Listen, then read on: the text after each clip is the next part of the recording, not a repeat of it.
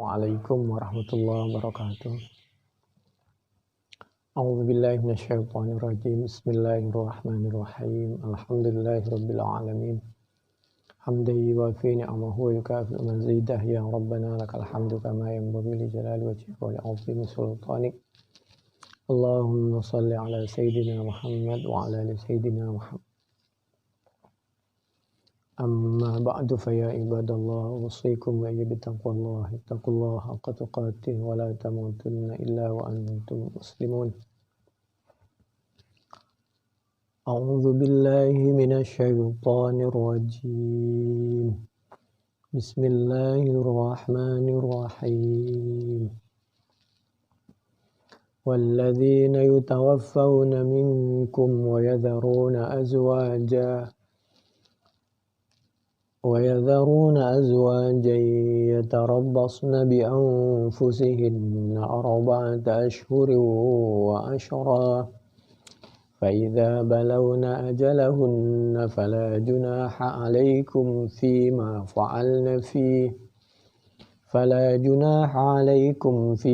فعلن في أنفسهن بالمعروف والله بما تعملون خبير.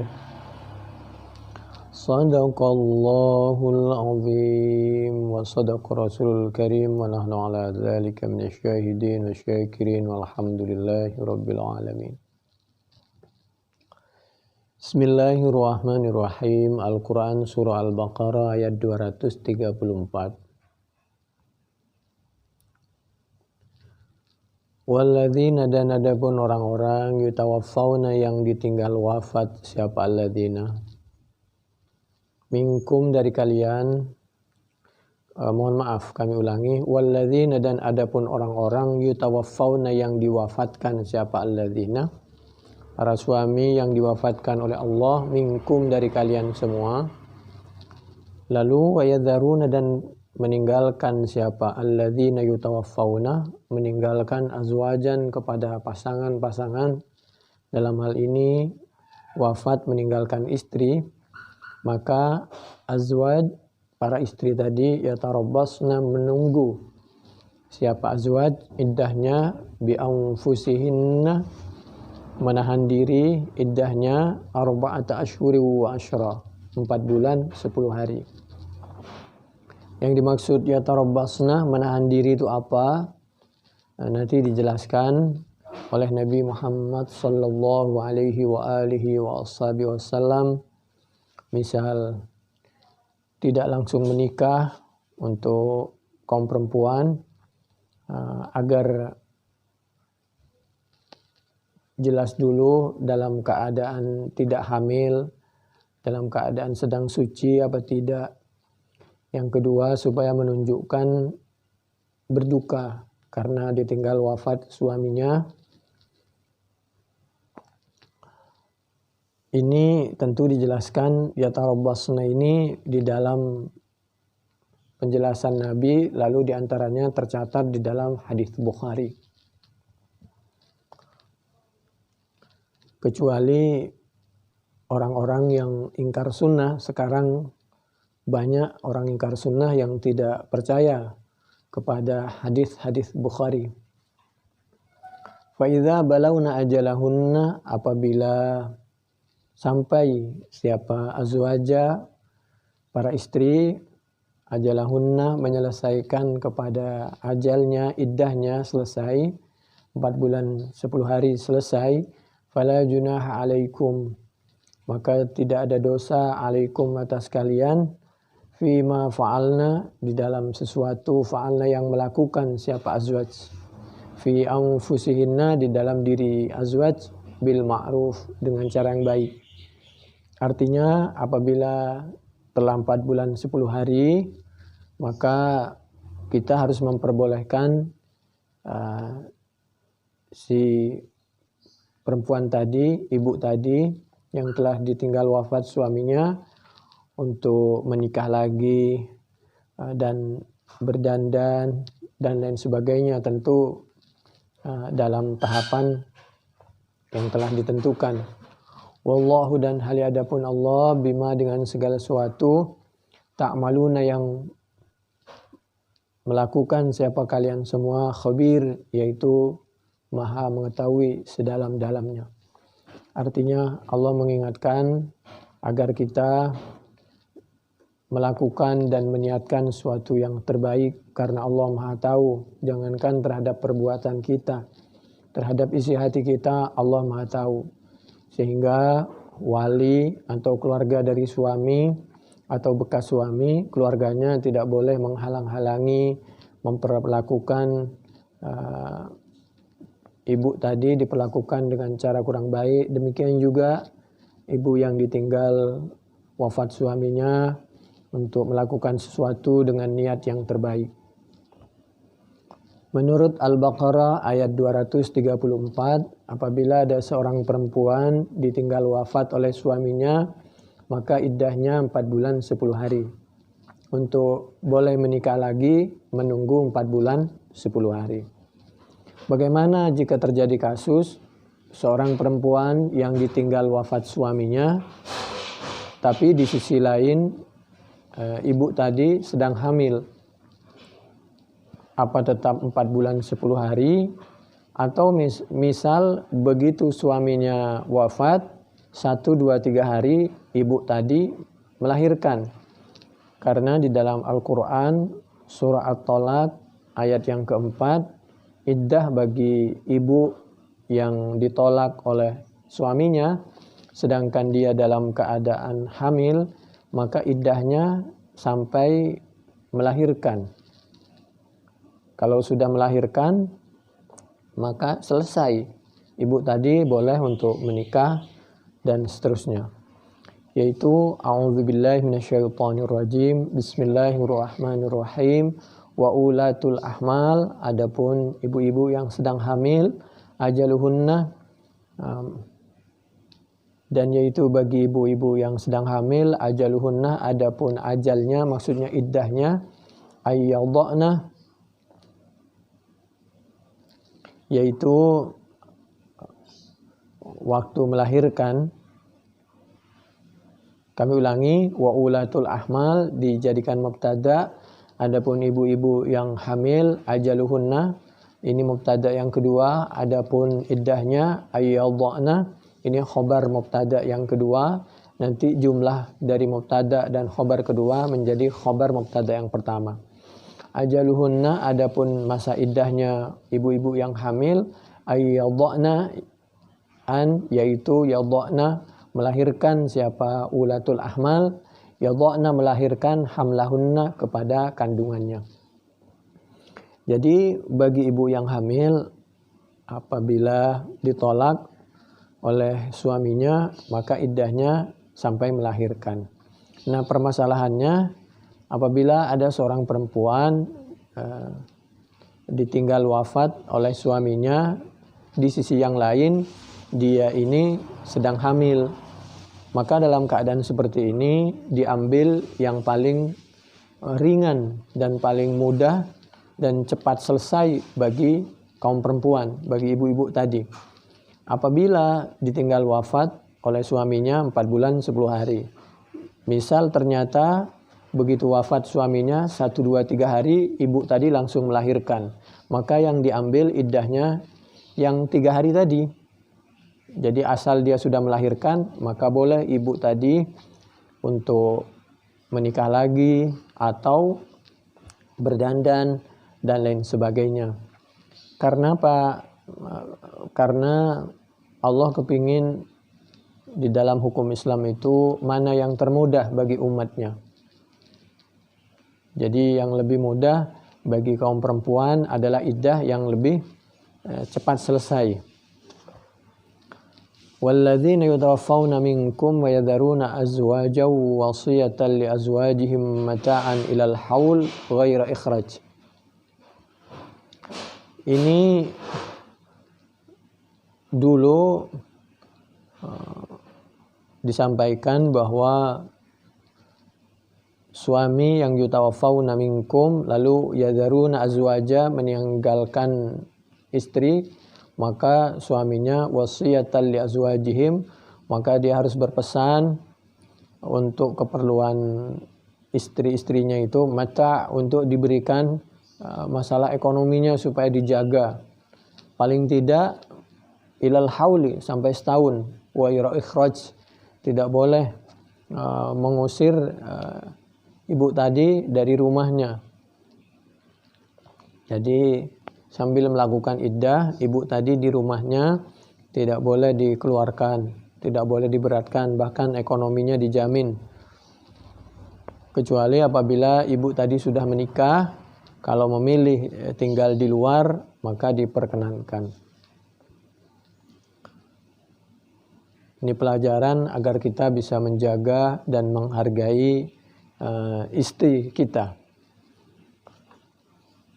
Wa kadzalika haditsu Subai'ah mutaakhirun an iddatil wafati li'anna qissata Subai'ah kanat ba'da hajjatil wada' wa zawjuha huwa Sa'ad bin Khawlah wa hiya min bani Amir bin Lu'ay wa huwa mimman syahida Badran tuwfiya bi Makkah hina idzin wa hiya hamilun wa huwa alladhi rasalahu Rasulullah sallallahu alaihi wa alihi wasallam min an tuwfiya bi Makkah wa waladat ba'dahu bi nisfi syahrin wa qala al-Bukhari bi 40 lailah. Jadi dulu di zaman Nabi ada kasus yaitu ibu namanya Ibu Subai'ah. Nah, setelah haji wada ada kejadian masalah Ibu Subai'ah ini. Ibu Subai'ah ini istri dari Pak Sa'ad bin Khawlah. Pak Sa'ad bin Khawlah ini dari Bani Amir bin Lu'ay. Pak Sa'id bin Khawlah ini termasuk sahabat yang dijamin masuk surga oleh Allah Subhanahu wa taala melalui lisan nabinya karena ikut perang Badar. Ternyata Pak Sa'ad bin Khawlah ini wafat di Mekah waktu haji wada, sedangkan istrinya yang bernama Ibu Subai'ah sedang hamil. Nabi juga waktu itu tanpa sengaja meneteskan air mata terhadap meninggalnya Pak Sa'ad bin Khawlah, sahabat Sa'ad bin Khawlah ini. Beliau menangis. Lalu setelah setengah bulan 15 hari dari wafatnya Pak Sa'ad, Ummu Subai'ah, Ibu Subai'ah ini melahirkan. Dan Nabi menyampaikan, ya sudah, iddahnya selesai setengah bulan, tidak menunggu 4 bulan 10 hari.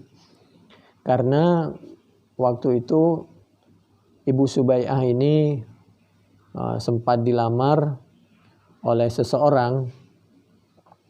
Lalu beliau menolak. Ibu Subai'ah ini menolak. Karena menolak, yang melamar ini menyampaikan kepada Ibu Subai'ah untuk tidak boleh segera menikah. Iddahnya harus nunggu 4 bulan 10 hari. Dengan harapan lamarannya bisa dipertimbangkan sampai lama, siapa tahu Ibu Subai'ah menerima lamarannya. Lalu Ibu Subai'ah ini lapor kepada Nabi Muhammad sallallahu alaihi wasallam tentang iddahnya ini sampai kapan. Lalu Nabi menyampaikan, ya iddahnya kamu yang paling ringan yaitu 15 hari, karena begitu 15 hari tadi melahirkan. Artinya setelah 15 hari boleh menikah dengan siapa saja yang Ibu Subai'ah berkenan. Yang penting orangnya soleh kalau bahasa kita. Dan ini memang Allah menghendaki. A'udzubillahi minasyaitonirrajim. Bismillahirrahmanirrahim. Yuridullahu bikumul yusra wa la yuridu bikumul usra. Allah menghendaki kemudahan. Wa ma ja'ala 'alaikum fid dini min haraj. Kalau tadi Al-Baqarah, ini Al-Hajj ayat 78. Kaidah agama itu memudahkan, bukan untuk mempersulit. Ini pelajaran di zaman Nabi. Ada orang memberi fatwa tapi untuk kepentingan dunia ada, dan memberi fatwanya juga kurang tepat. Ini juga ada di zaman dulu. Jadi kita apabila ada orang memberi fatwa Mungkin pakai Al-Quran dan As-Sunnah, tapi apabila sudah ada kepentingan, kita harus hati-hati. Apalagi di zaman sekarang, ternyata bukan hanya cerita, benar adanya. Ada orang liberal, ada orang ingkar sunnah, asli itu. Ini Ibu Subai'ah bintul Haris al-Aslamiyah ceritanya. Dan ini juga, cerita seperti ini juga ada di dalam Bukhari 5319, 5320, Muslim 1484, Abu Daud 2306, An-Nasai juz 6 halaman 194, Ibnu Majah 2028, Ibnu Hibban 4294. Warawa Muslimun min hadithi Umar bin Abdullah ibn al-Arqam anna Subai'ata sa'alat Rasulullah sallallahu alaihi wasallam an dzalika qalat fa'aftani bi anni qad halaltu hina wada'tu hamli wa amarani bitazawwuji im badali. Qala Ibnu Shihabin wala ara ba'san an tatazawwaja hina wada'at wa in kanat fi damiha wa yara anna zawjaha la yaqrabaha hatta tathur. Cuma apabila ternyata masih nifas, karena masih setengah bulan misal, boleh menikah, tapi karena masih keluar darah, kalau bisa dianjurkan tidak berhubungan dulu. Ini penjelasan diantaranya ada di dalam tafsir Al-Qurtubi juz 3 mulai dari halaman 165, bisa dicek paling tidak sampai halaman 166 dari kiri ke kanan. Lalu di dalam menjelaskan Al-Quran surah Al-Baqarah ayat 234 ini juga pernah ada kejadian Rasulullah menjelaskan, wa fil Bukhari wa Muslimin an Ummi Atiyah. Kenapa Al-Quran harus juga memperhatikan penjelasannya Nabi? Karena Allah itu murid yang pertama yang langsung berguru kepada Allah itu adalah Nabi Muhammad sallallahu alaihi wasallam melalui malaikat Jibril. Sedangkan kita tidak boleh merasa lebih benar dan lebih pintar dari pemahaman, penjelasan, ucapan, dan pengeterapan Al-Quran, ketetapan, sifat, sabda, dan perbuatan Nabi Muhammad sallallahu alaihi wasallam. Semua orang berdasarkan Al-Quran dan As-Sunnah. Jangan sampai kita merasa bahwa pemahaman kita paling sesuai dengan kehendak Allah, paling sesuai dengan Al-Quran, paling sesuai dengan As-Sunnah.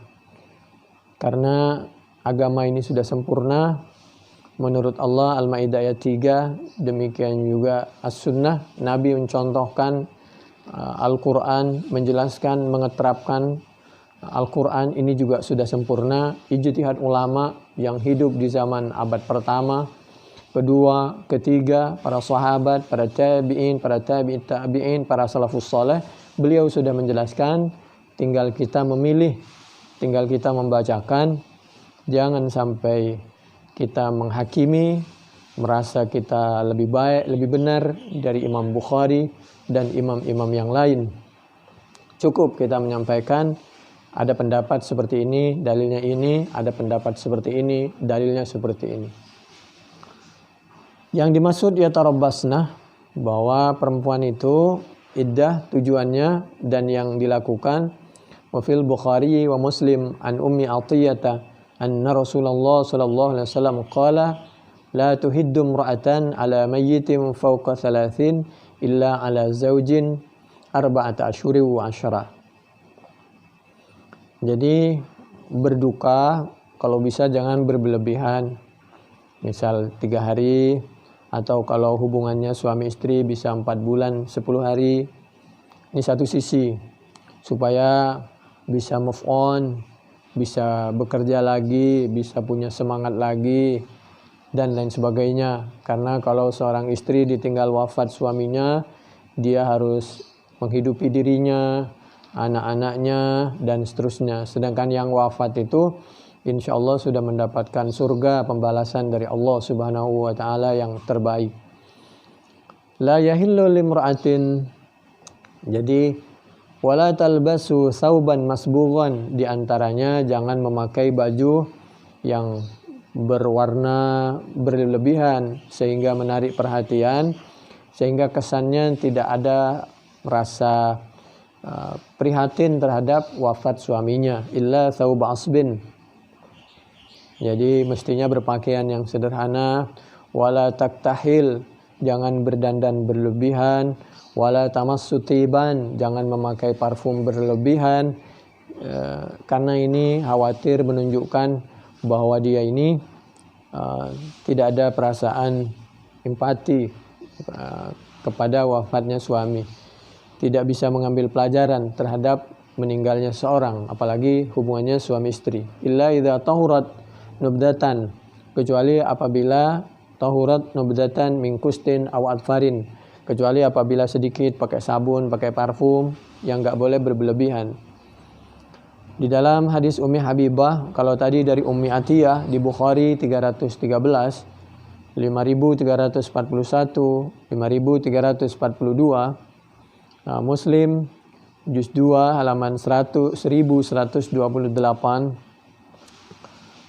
Abu Daud 2302, 2303, An-Nasai juz 6 halaman 202, Ibnu Majah 2087, Ahmad juz 6 halaman 408 dari Ummi Atiyah. Di hadis berikutnya dari Ummi Habibah, la yahillu limra'atin tu'minu billahi wal yawmil akhir tuhiddu ala mayyitin fawqa thalathin illa ala zawjin arba'ata asyhurin wa asyara. Al-haditsah. Al-ihdad tarkul mar'ati az-zinata kullaha minal libasi wat-tibi wal huliyyi wal kuhli, memakai perhiasan berlebihan padahal suaminya baru wafat, enggak diperkenankan. Wal hidabi bil hinna, memakai pacar di kuku itu berlebihan, madamat fi iddatiha, selama dalam iddah. Lianna zinata da'iyatun ilal azwaj, karena itu untuk menunjukkan sesuatu yang tidak kurang menghormati, kurang berduka terhadap kematian suaminya. Lalu dia menawarkan supaya cepat menikah. Fanuhiyat an dzalika qat'an lidzara'i wa himayatan li hurmatillahi ta'ala an tuntahaka wa laysa dahnul mar'ati ra'saha bizait wasyairaj min at-tib fi syai'. Tapi juga tidak boleh berlebihan karena berduka sampai enggak mandi, enggak bersisir. Nah, itu juga enggak boleh berlebihan. Hadis Bukhari 5334, Muslim 1486, Malik juz 2 halaman 596, Asy-Syafi'i juz 2 halaman 61, Abu Daud 2299, At-Tirmidzi 1195, An-Nasai juz 6 halaman 201, Ibnu Hibban 4304, hadis dari Ummi Habibah zauji Rasulullah sallallahu alaihi wa alihi wa wasallam. Suatu ketika sa'alathu imra'atun am bintin laha tuwfiya anha zawjuha fashtakat ainuha afatakahalaha. Faqala an-nabiy sallallahu alaihi wa alihi wa wasallam la marrataini aw thalathan kullu dhalika yaqulu la wa lam yas'al an sinniha walau kana al-hukmu yuftaraku bis-sighari wal-kibari la sa'ala an sinniha hatta yubayyina al-hukma. Menjelaskan ini, Nabi suatu ketika ditanya oleh seorang ibu yang anaknya, putrinya ditinggal wafat oleh suaminya. Apakah anaknya ini boleh memakai celak karena sedang terganggu penglihatannya, mungkin karena nangis? Maka Nabi tidak memperkenankan apabila berlebihan, tapi kalau sekedar biasa berobat apalagi maka diperkenankan kalau sekedar berobat. Dan Nabi waktu itu tidak bertanya an sinniha, tentang umurnya. Andai saja ada perbedaan antara umur yang sudah ibu-ibu dan yang masih baru menikah, tentu hatta yubayyina, maka pasti menjelaskan siapa Nabi al-hukmah kepada hukum. Artinya ini bisa berkena kepada yang sudah ibu-ibu atau yang masih pasangan muda. Wa ta'khirul bayan fi misli hadza la yajuzu wa aidan fa inna kullaman lazimat hal iddatu bil wafati lazimahal ihdadu kal kabirah. Hadis Bukhari 5336, 5000 sampai 5338, Muslim 1488, At-Tirmidzi 1197, Ibnu Hibban 4304, hadis dari Ummi Salamah. Lalu ajma' ahlul ilmi anna nafaqatal mutallaqati thalathan aw mutallaqatin lizawji 'alaiha raj'ah wa hiya hamilun wajibatun liqaulihi ta'ala a'udzu billahi minasyaitonir rajim bismillahirrahmanirrahim wa in kunna ulati hamlin fa anfiqu 'alaihinna hatta yadh'na hamlahun. At-Talaq ayat 6 ini menjelaskan bahwa kita para suami kalau masih hidup atau keluarganya suami yang meninggalkan istrinya wafat padahal istrinya dalam keadaan hamil atau dalam keadaan iddah, maka tolong ekonominya dijaga, keselamatannya, ekonominya, perlindungannya, kasih sayangnya. Jadi harus diperhatikan. Fa'anfiku alaihinna, paling tidak hatta yadh'na hamlahunna, apalagi posisi hamil sampai dia biaya melahirkan, keselamatan melahirkan dan lain sebagainya. Bagus apabila sampai memikirkan tentang masa depan anaknya. Ini penjelasan ada di dalam Tafsir Al-Qurtubi juz 3 halaman 175 di sebelah kiri di bawah.